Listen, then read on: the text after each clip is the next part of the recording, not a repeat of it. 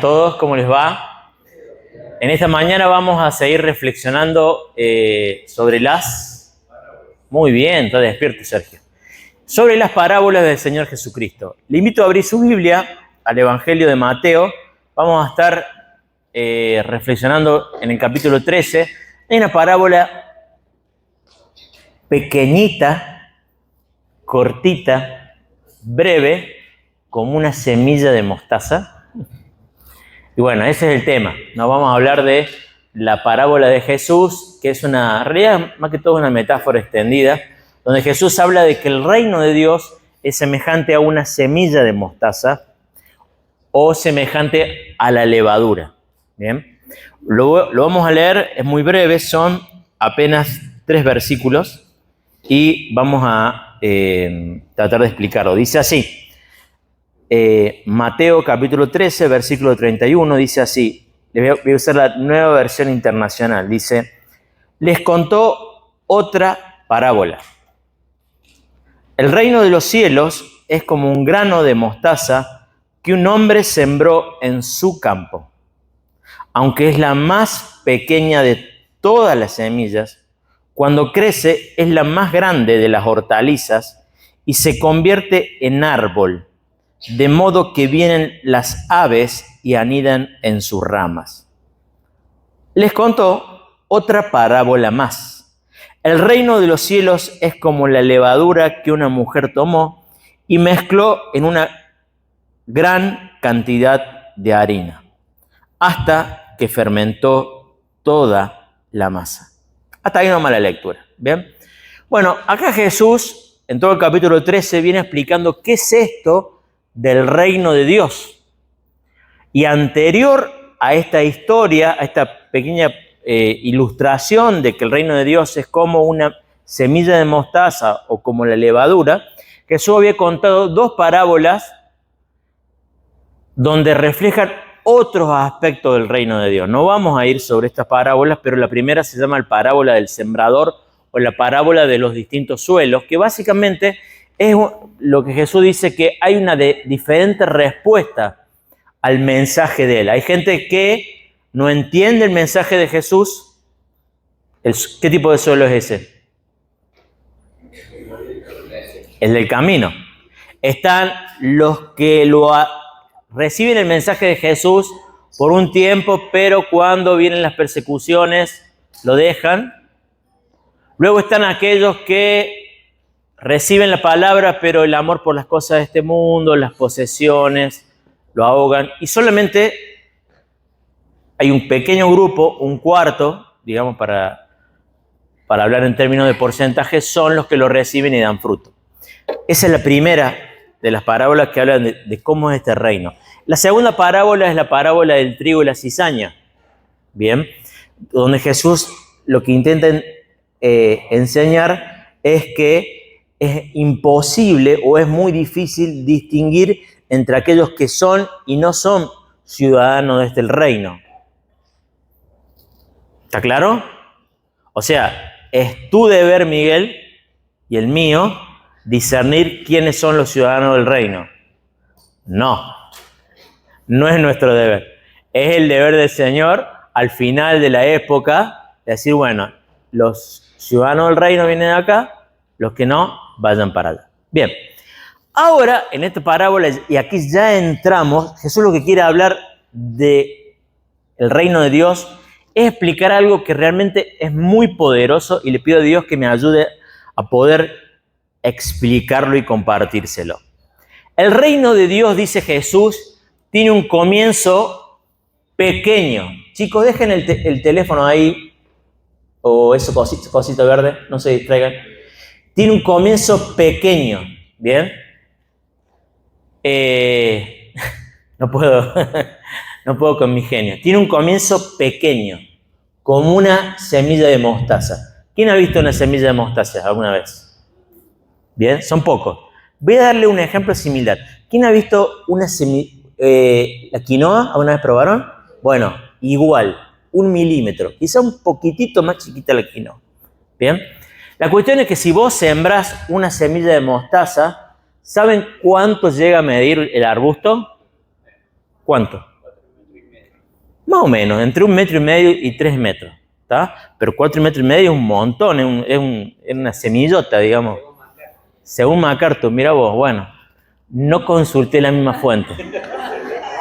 Bueno, pero entre 1,5 metros, 3 metros, o sea, el punto no es cuánto crece, sino que de 1 milímetro a 3, digamos, redondeemos, entre el 1,5 metros y el 4,5 metros a 3, el punto es un comienzo pequeño, un final gigante, ¿está? Gigante. Bueno, ahora, ¿por qué es que Jesús cuenta esta historia? Cuenta esta parábola. Yo quiero que entendamos algo.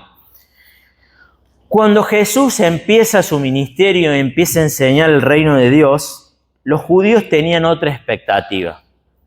Ellos esperaban un león, pero es aquí un cordero. Ellos esperaban un rey triunfante y aquí un siervo, ¿bien? Entonces es como que estaban confundidos. De hecho, acuérdense, Juan el Bautista, cuando estaba en la cárcel, le manda a decir a Jesús, ¿eras vos el que ibas a venir? ¿Se acuerdan? Porque Juan en un momento se dijo, sí, este es el Cordero de Dios, pero después no había un match, no había una coincidencia entre las expectativas de Juan y lo que estaba pasando con Jesús. En el libro de Isaías, capítulo 9, versículo 7, ¿se acuerdan? Hay una profecía que dice que un hijo se nos es dado, que la Virgen concebirá, ¿se acuerdan? Que esa parábola, ese texto lo usamos siempre en Navidad, ¿bien? Que su nombre se ha llamado Consejero, Dios fuerte, Príncipe de paz, y termina diciendo que su dominio será eterno, será para siempre, que los límites, no habrá límites para su reinado. Entonces de repente los judíos lo ven a Jesús y dicen, para. A ver, estamos hablando un león, un reino eterno, un rey fuerte, y este hombre es un siervo, es un cordero, es pequeño. ¿Bien? Entonces el pasaje, esta historia, viene a ilustrar esto. Una última cosa que quiero decirle, en Lucas 17:20, en un momento los fariseos van al punto y le dicen a Jesús, ¿cuándo va a venir el reino de Dios? Como diciendo, obviamente el reino de Dios no está acá todavía. ¿Bien? Entonces Jesús le dice, el reino de Dios está ahora entre ustedes.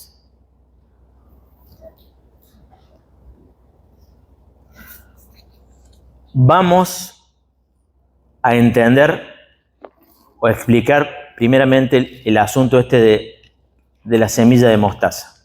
¿Bien? Jesús lo que quiere aquí afirmar, resaltar, es que el reino de Dios tiene un comienzo pequeño, pero un final glorioso. Si pensamos en Jesús y ese pequeño movimiento, recuerden, Jesús vivió en una ciudad insignificante. ¿Cómo se llamaba la ciudad donde vivía Jesús? Nazaret. ¿Bien? Cuando uno se encontró con Jesús le dijo, ¿de Nazaret? ¿De Nazaret puede salir algo bueno? A ver, pondría algún ejemplo de un barrio de Córdoba, pero tengo miedo de ser muy violento, ¿está? Que nadie se sienta mal. Vamos a hablar de Santiago, no hay ningún santiagueño, ¿no? Lo vamos a cargar a don Andrés, que sé que no se va. ¿Puede haber alguien honesto de Tucumán, don Andrés, o serán todos ladrones? ¿Está? ¿Puede de Tucumán salir algo bueno? Algo así, digamos. Es como diciendo, el Mesías nació de Tucumán, digamos. Bueno, una cosa así. Bien, Jesús nació allí.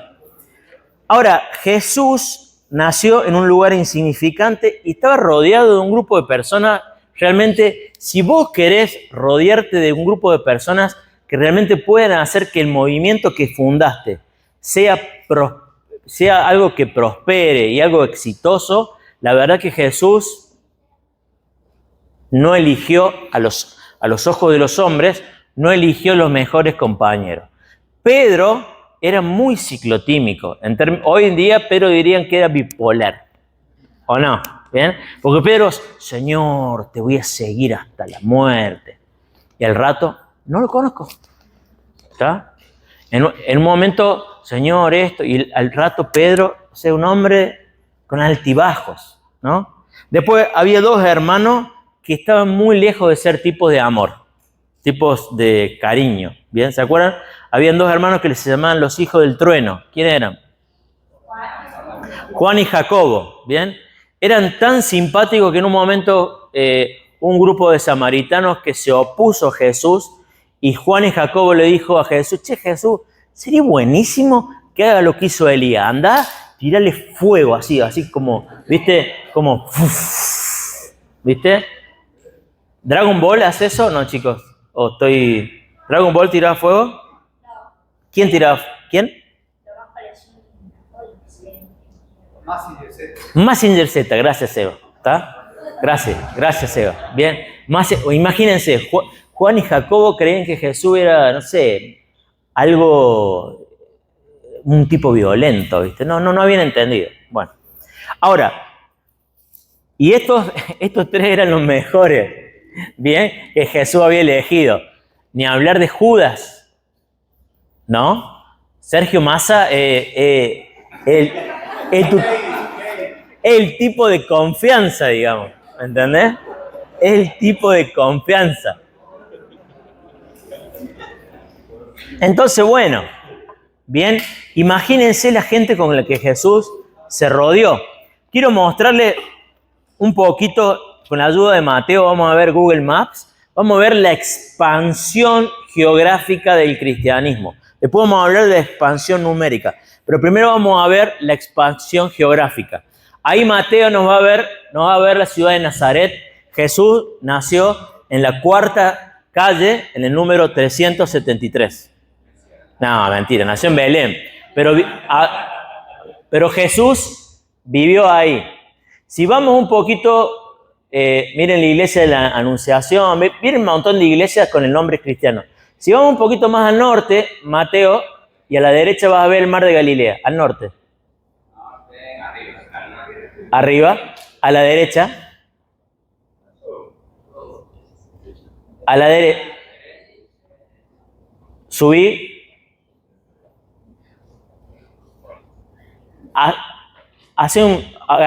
Achicar un poquito. No, al revés, perdón, agrandar un poquito. Bueno, ahí está el mar de Galilea. ¿Lo ven?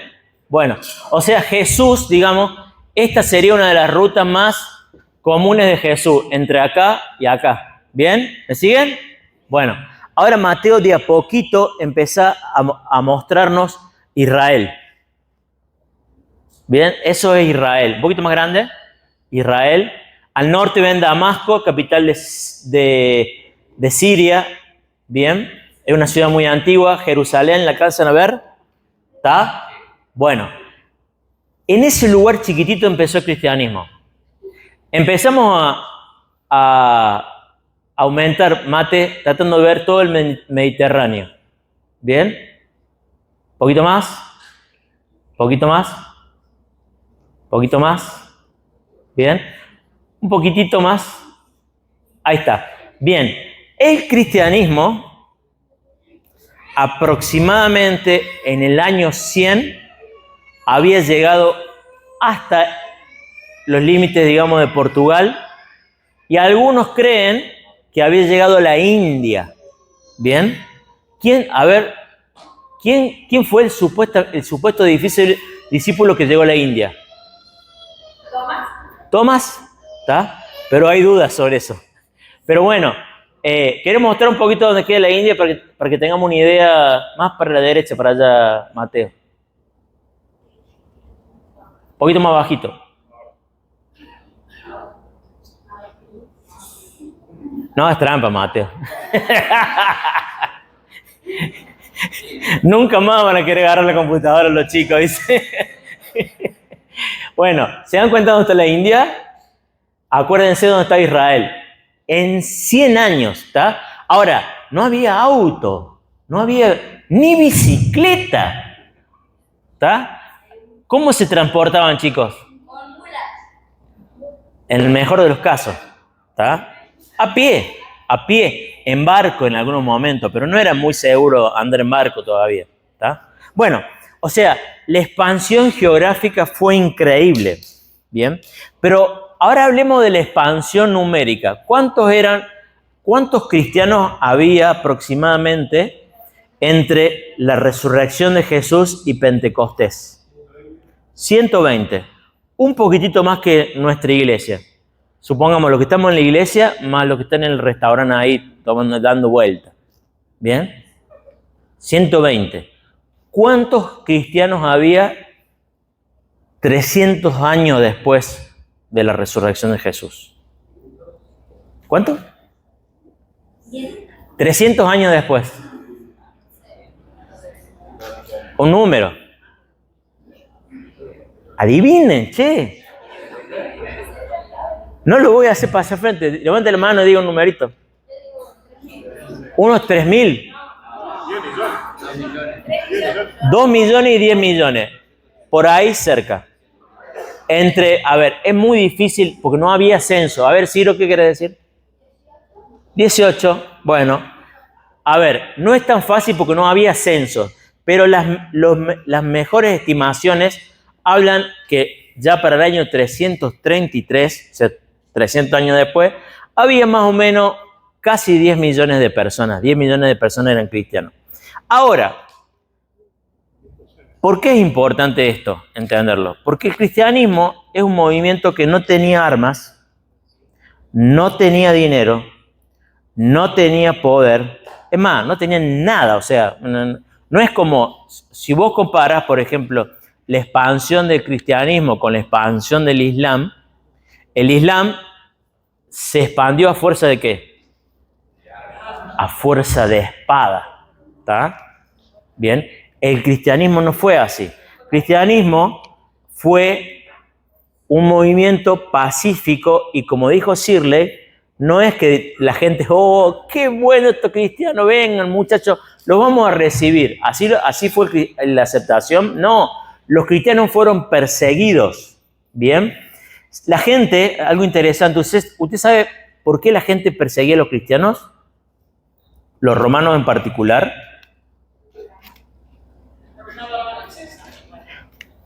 Muy bien. Había el culto principal, digamos, el culto al cual nadie, ningún ciudadano en Roma se podía negar a adherir, era el culto al emperador. Bien. Había un solo curios, bien, un solo señor. O era César o era Jesús. Bien. Lo único, vos como cristiano tenés que venir, vos podías ser cristiano, pero tenías que ir y hacer sacrificios y decir, César Dominus, Señor, es. Con eso listo, ¿bien? Pero los cristianos verdaderos y genuinos jamás iban a decir que el César era el Señor. ¿Quién era el Señor? Jesucristo, ¿bien? Entonces el cristianismo, digamos, era, digamos, bajo todo análisis o reflexión sociológica, cultural o demográfica, era muy difícil de que se expandiera y de que se multiplicara. Encima, vamos a decir la verdad, o sea, es un mensaje donde el punto central es de que un hombre, un judío, fue torturado, crucificado y que después resucitó, que volvió de la muerte, ¿bien? Ya Pablo, los 20 o 30 años después de la muerte de Jesús, resurrección, dice que los gentiles, o sea, el mundo antiguo, consideraba el mensaje de la cruz como una locura, una necedad, en términos más coloquiales podemos decir una estupidez, un sinsentido, ¿bien? Usted sabe, hay muchos autores que han tratado de explicar, digamos, esto del cristianismo. ¿Cómo es que el cristianismo creció tanto? Porque había muchas otras religiones que podrían haberse crecido o expandido igual que el cristianismo más. Había un montón de religiones en la antigüedad. ¿Por qué el cristianismo las sobrepasó a todas? Bueno, yo le voy a dar algunas explicaciones, que son explicaciones desde un punto de vista humano, viendo un punto de vista horizontal. El cristianismo fue un movimiento que utilizó muy bien las redes sociales. ¿Está? Bien, y no me estoy refiriendo al Instagram y el TikTok. ¿Está? Las redes sociales me refiero a que el cristianismo era un movimiento donde se utilizaban muy bien las conexiones familiares, las relaciones interpersonales, porque era por naturaleza un movimiento que aceptaba a los demás. No era un movimiento segregacionista.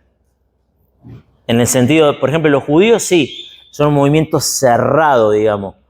En cambio, el cristianismo es un movimiento expansivo, un movimiento que está permanentemente queriendo abrazar, atraer, acercar, influir. Entonces era natural que creciera. Hay otras razones. El cristianismo era un movimiento fundamentalmente de las grandes ciudades. La palabra pagano viene de la palabra campo. Los paganos vivían en las zonas rurales. El cristianismo era un movimiento de las grandes urbes. ¿Bien? Cuando alguno de ustedes, por ejemplo vos, Eva, cuando venís, bueno, ¿a dónde fuiste de vacaciones? Tuve por mis pagos. ¿Qué significa? Estuviste en el campo, digamos. Y en el campo son paganos, en la antigüedad, ¿no? Bien. Ahora, ¿por qué es tan importante esto de que el cristianismo fue un movimiento de las ciudades? Bien. Si vos querés que algo sea importante, trascienda y se reproduzca, ¿a dónde vas a ir a anunciarlo? ¿Vas a ir a anunciarlo a Río de los Sauces o a Córdoba? No tengo ningún problema con Río de los Sauces, ¿tá? Pero vas a ir a Córdoba, ¿tá? No vas a ir a Dianfunes. Vamos a ver de dónde son algunos de ustedes.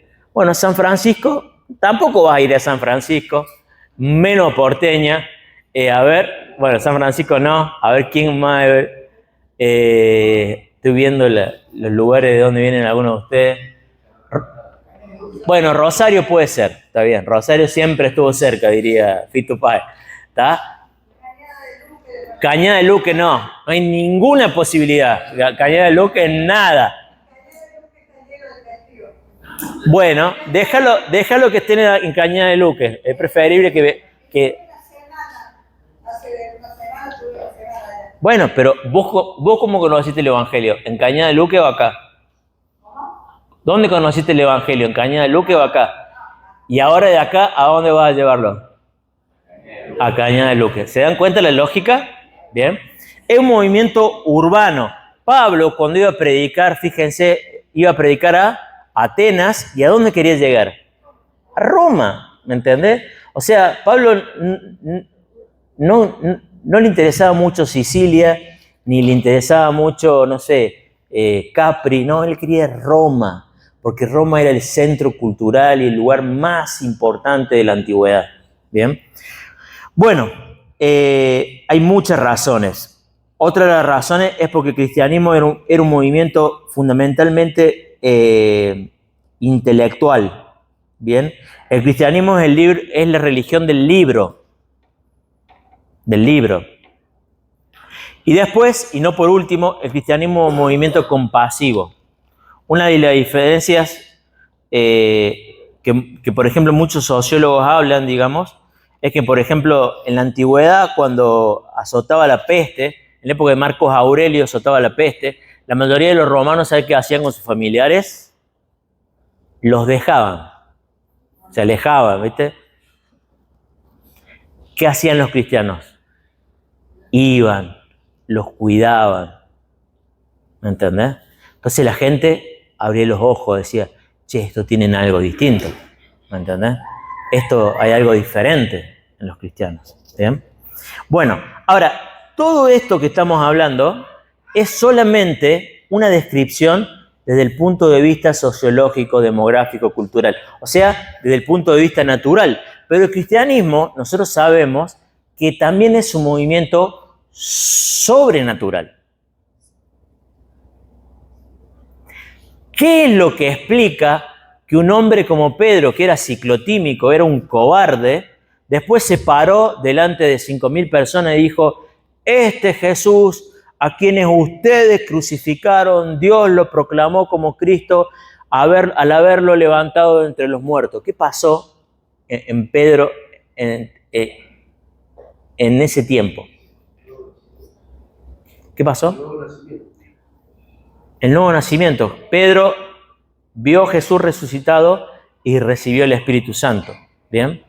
Los primeros cristianos eran empoderados por el mensaje de la resurrección y por el poder del Espíritu Santo. Por hecho, Hechos 1:8 es programático, ¿viste? Porque dice, ustedes van a recibir poder y fíjense, habla justamente de la expansión geográfica. Dice, y van a ser testigos desde Jerusalén, Judea, Samaria, hasta lo último de la tierra. ¿Bien? Bueno. Ahora, yo algo que quiero decirles es, ¿ustedes saben lo que es la apologética? La defensa de la fe cristiana por medio de la razón. Bien, la defensa de la fe cristiana. Esta parábola tan sencilla es una de las mejores herramientas para defender la fe cristiana. Jesús, en el año 32, por ejemplo, predijo la increíble expansión y crecimiento de su movimiento. O sea, a ver, para cualquier otro hubiera dicho, che, esto es un sinsentido, ¿entendés? Pero ¿saben qué? Pasó. ¿Sabían eso? El simple hecho de que haya gente, de que estemos, fíjese, nosotros estamos en el fin del mundo. Argentina es el fin del mundo, ¿está? Literalmente, ¿bien? Y acá hay gente que viene descendemos de casi todos los países del mundo, o sobre todo de Europa, ¿bien? Y estamos acá adorando a Jesús 2000 años después. Esa es la prueba viva de que Jesús existe y reina. Ahora, vamos a seguir. Y acá viene, porque hasta ahora el sermón ha sido más que todo como una clase de historia o geografía. Pero el punto es el siguiente. ¿Qué tiene que ver esto de la semilla de mostaza y el crecimiento con cada uno de nosotros? O sea, el ADN de la semilla de mostaza está en cada uno de nosotros que somos cristianos. ¿Qué significa? Que cada uno de nosotros tenemos que expandir y llevar este mensaje del reino hacia donde está nuestro lugar de influencia. ¿Bien? Si no, digamos, nos vamos a casa diciendo, che, qué bueno esto. Qué linda clase de historia. No, esto no es una historia. Esto es un momento en la vida de la parábola. Nosotros estamos viviendo la parábola. Nosotros somos parte de esta parábola.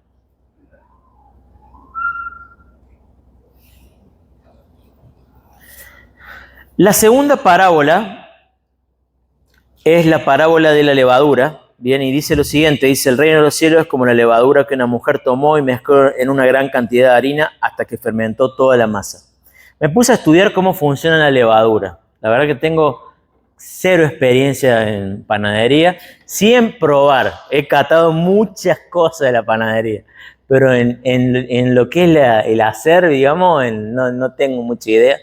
Pero el asunto es que la levadura es un hongo que produce la fermentación y produce mucha producción de dióxido de carbono que va, digamos, generando como alvéolos, digamos, en el pan, y va creciendo, pero ojo, tiene que haber una determinada cantidad de levadura, si no puede pasar o que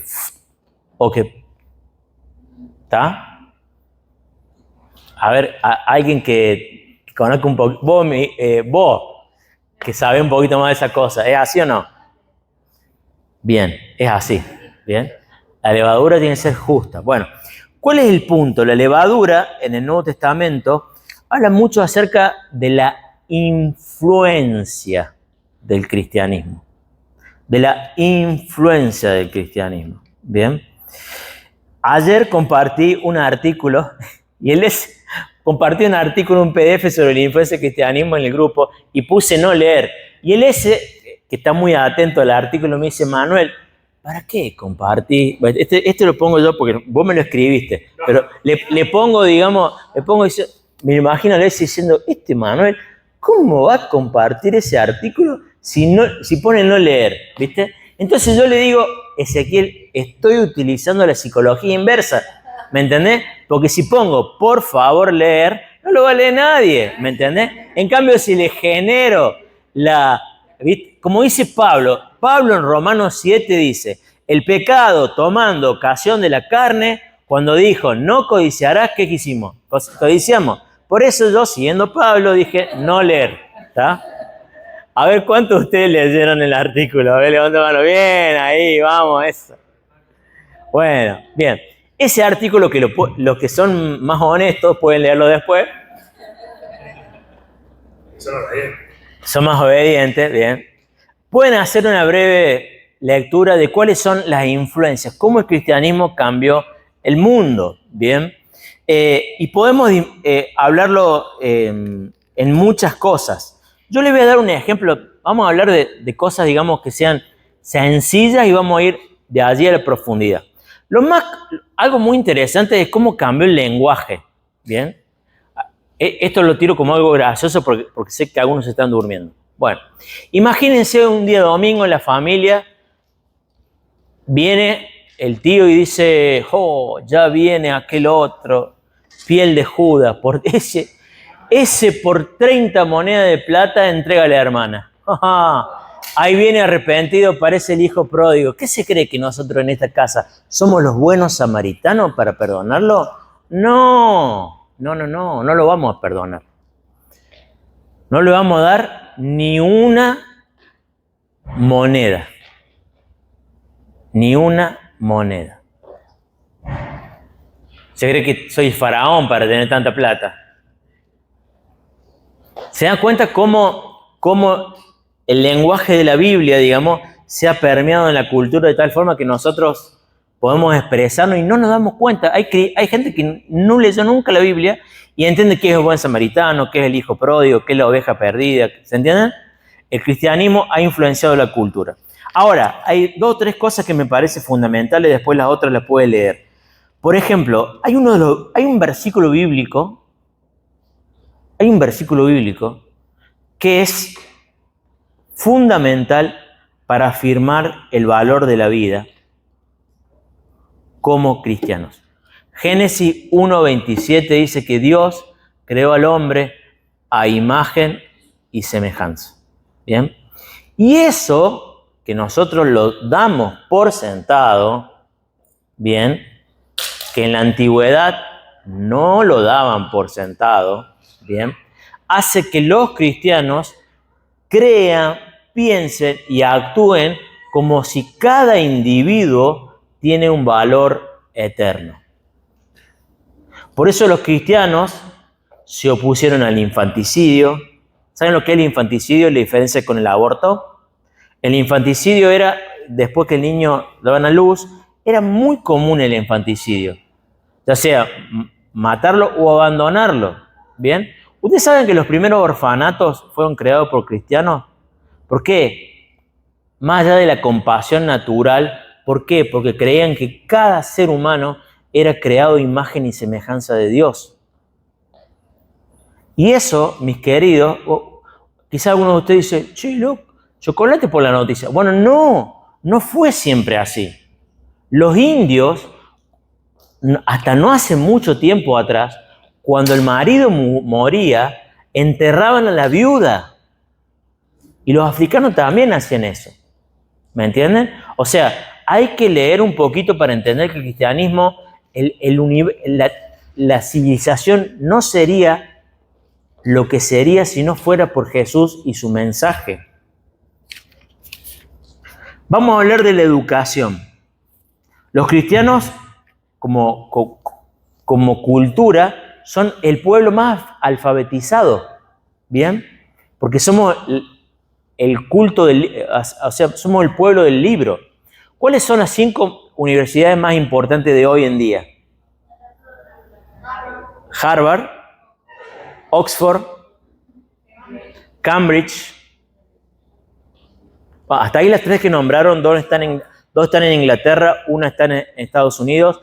Las de Inglaterra fueron creadas más o menos en 1100, 1200 y fueron creadas como lugares para preparar a los pastores. Harvard fue creado en el siglo XVII y fue creado como lugar para formar a pastores. Eran seminarios. Las otras 2 universidades más importantes del mundo ahora es la Universidad de Stanford y la Universidad se llama Instituto de Tecnología de Massachusetts, MIT. Y esos 2 no fueron fundados como seminarios, pero fueron fundados por cristianos. ¿Tá? O sea, a ver, cuando la gente te diga, no, soy cristiano, es totalmente irracional. Puedes decir, para. Las 5 mejores universidades del mundo fueron fundadas por cristianos. ¿Tá? A ver, vamos a dar un par de datos acerca de Cambridge y Oxford. ¿Quién leyó El Señor de los Anillos? ¿O vio la película? ¿Tá? Bueno, el autor fue profesor de Oxford, Tolkien. ¿Quién leyó o vio la película Crónica de Narnia? El autor fue profesor de Oxford. Y de los 2, Cambridge y Oxford. Bueno, ¿se dan cuenta, digamos, o sea, lo que el cristianismo fue la educación? Bueno, vamos a seguir. Los hospitales, los primeros hospitales de cuidado fueron cristianos. El servicio social. Usted sabe que los primeros que cuidaron de los huérfanos, las viudas y los extranjeros, ¿quiénes fueron? Los cristianos. En el Nuevo Testamento, si lo han leído con detenimiento, ya había un sistema social, había como un ministerio de desarrollo social, digamos, dentro de la iglesia, para el cuidado de las viudas y los huérfanos. ¿Sabían eso? Bien. A ver, no, lamentablemente después vino el Estado y se quiso hacer cargo de esas cosas, pero la iglesia se hacía cargo de esas cosas. Bien. Para las mujeres,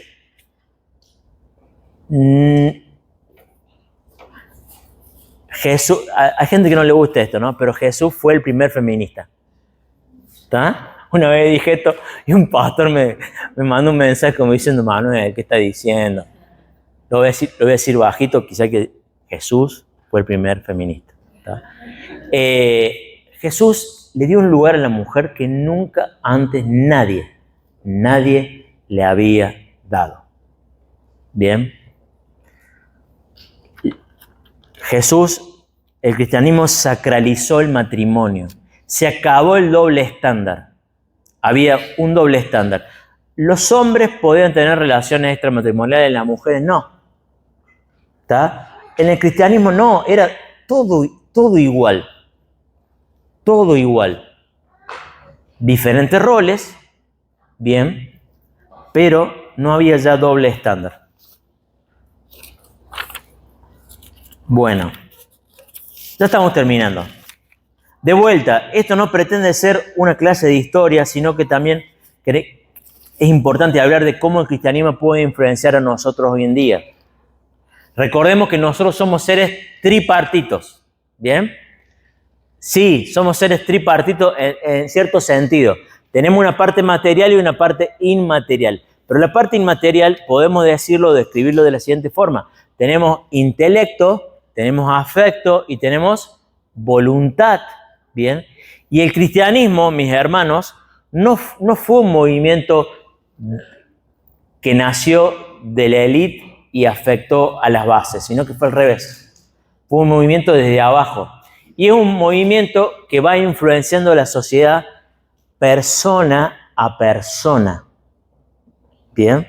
Y para que el cristianismo se expanda y sea de influencia en nuestra cultura, primero tiene que cambiar tu forma de pensar, tu forma de sentir y tiene que cambiar tu forma de comportarte. ¿Se dan cuenta? Porque hablo de intelecto, afectos y voluntad. Si no, ¿qué puede pasar?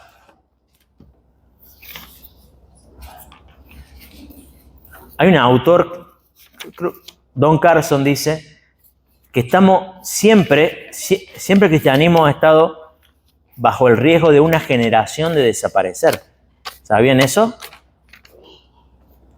O sea, si lo que tenemos 40, 30, no pasamos este mensaje a nuestros hijos, estamos a una generación de desaparecer. O sea, es duro, ¿no? Conclusión. Hermanos, nosotros hemos recibido un increíble legado. El cristianismo es un movimiento de increíble expansión e influencia en la historia. ¿Qué vamos a hacer nosotros? Nosotros somos parte de esta historia. Somos parte de esta parábola. ¿Bien? Espero que este mensaje nos desafíe a seguir creciendo en nuestra vida cristiana. ¿Oramos? Señor, te damos gracias por esta tu palabra. Te pedimos, Señor, que nos ayudes a entender todas las implicancias que tiene para nuestras vidas y, Señor, que podamos cada uno contribuir, aunque sea con un pequeño gesto, una pequeña palabra, Señor, para el avance del reino de Dios. En el nombre de Jesús, amén.